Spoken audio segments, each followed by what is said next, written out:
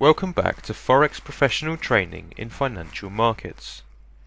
Andrew's pitchfork failure, respond and warning lines will be studied in this session. Failure in Andrew's pitchfork. In an Andrew's pitchfork pattern, if a price crosses the third pivot line after it has touched the first pivot line, then any buy signal would be invalid in a bullish pattern. On the other hand, if a price passes the third pivot line after it has touched the first pivot line, then any sell signal would be unreliable.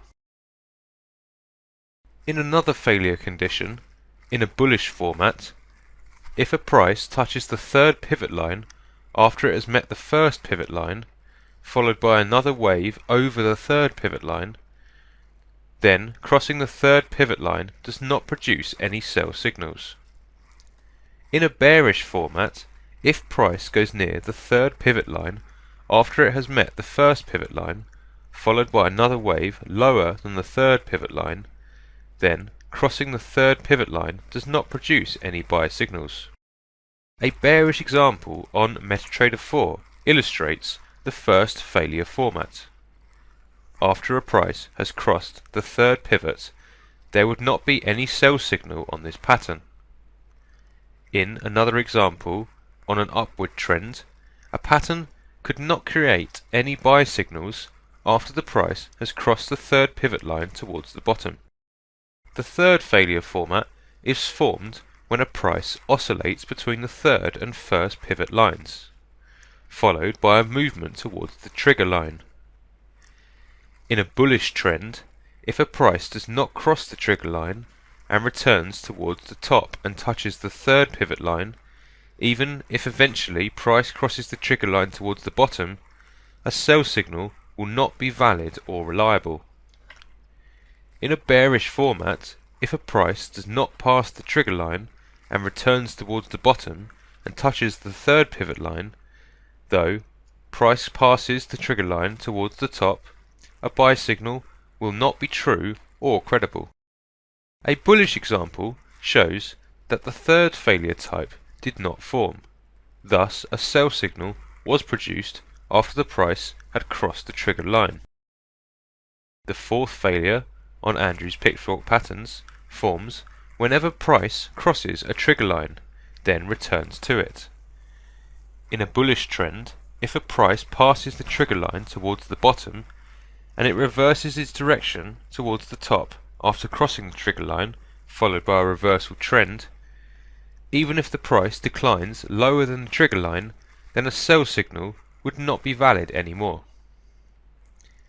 In a bearish trend, if a price passes the trigger line towards the top, it reverses its direction towards the bottom after crossing the trigger line, followed by a reversal trend. Even if the price rises higher than the trigger line, then a buy signal would not be reliable anymore.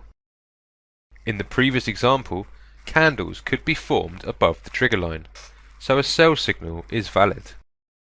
Small Andrew's pitchfork inside a main pattern. If a smaller Andrew's pitchfork pattern forms inside another Andrew's pitchfork pattern, there would be some advantages, such as SL would decrease, TP would increase, another confirmation on defined signal.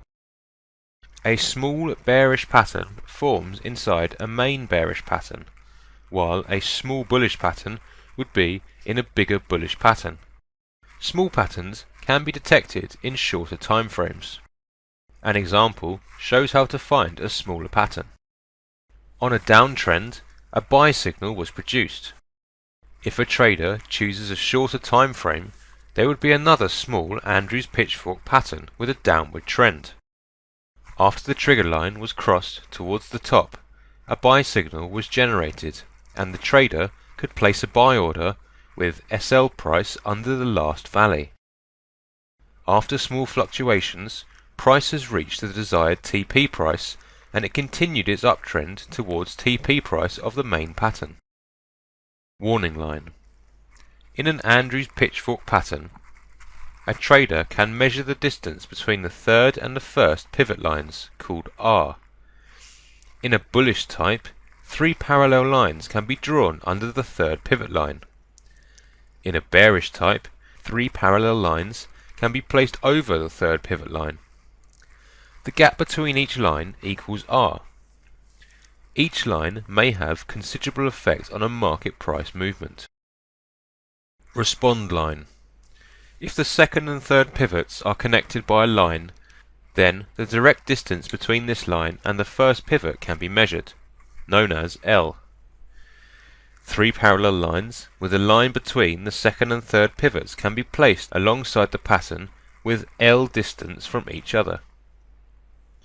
It is assumed that a market price would change its trend near these lines.